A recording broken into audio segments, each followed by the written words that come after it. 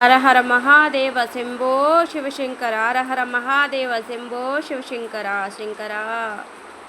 Welcome to my channel head home adventures.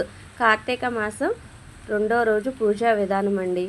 Kartika మాసం రెండో రోజు పూజ చాలా చక్కగా మంచిగా చేసుకున్నాను. దీపారాధన చేసుకున్న 5:30 కల్లాను.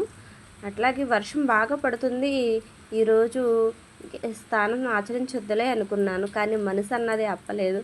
వరద వచ్చినా వాన వచ్చినా కూడా స్వామివారు మన మీద అనుగ్రహం అనేది ఉంటే ఆ పూజ అన్నది మనం చేస్తాము, తప్పకుండా చేస్తాము. చక్కగా నేను పంపు దగ్గరికి వెళ్ళిపోయి మరలా స్థలస్థానం చేసి స్వామివారికి మా చెట్టుని ఉన్న మందార పూలన్నీ కోసి తెచ్చేసుకుని సపాటా పళ్ళు తెచ్చుకుని చక్కగాను దీపారాధన చేసుకుని స్వామివారికి ఈ మాసంలో యువతితో కానీ మనం గంధంతో కానీ అభిషేకం చేస్తే చాలా మంచిది అని నాకు మా అమ్మ చెప్పింది. ఇది మాత్రం నిజమేను. గంధంతో అభిషేకం చేస్తే చాలా మంచిది.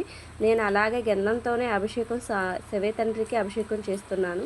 చక్కగా 2 దీపారాధన చేసుకుని తులసమ్మ దగ్గర దీపం పెట్టుకోవాలంటే బయట వర్షం బాగా కురుస్తుంది. తులసమ్మ దగ్గర దీపం పెట్టుకోలేకపోయాను. అందుకే ఇంట్లోనే దీపం పెట్టేసుకుని స్వామివారికి నమస్కరించుకుని కర్పూరం ఇచ్చి సమర్పించాను. నిండు మనసుతో చక్కగా స్వామివారిని కొలుచుకున్నాను.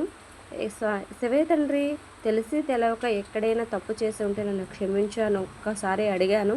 ఎందుకంటే తెలిసి తెలవక చిన్న తప్పులు మనం చేస్తూనే ఉంటాం. ఆ తప్పులను క్షమించమని శివయ్య తండ్రిని అడిగితే తప్పకుండా క్షమాపణ ఇస్తాడు అన్నది నా నమ్మకం.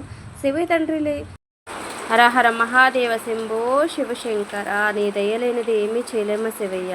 శివయ్య తండ్రి ఆజ్ఞ అనేది లేకుంటే చిన్న చీమ కూడా పుట్టదు అనేది నా నమ్మకం. అలాగే శివయ్య తండ్రి ఆజ్ఞ ఎలా ఉందో నాకైతే ఇప్పటి వరకు తెలియదు.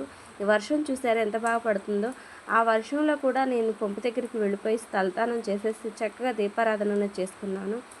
శివయ్య తండ్రి అనుగ్రహం మనందరం మీద వెళ్ళవేళలా ఉండాలని మనస్ఫూర్తిగా నేను శివయ్య తండ్రిని కోరుకుంటున్నాను. ఎక్కడైనా చిన్న చిన్న తప్పులుగా మాట్లాడితే క్షమించండి. నిండు మనసుతో శివయ్య అని పిలిస్తే చాలు. ఈ కార్తీక మాసం చాలా ప్రశాంతంగా ఉంటుంది మనసు.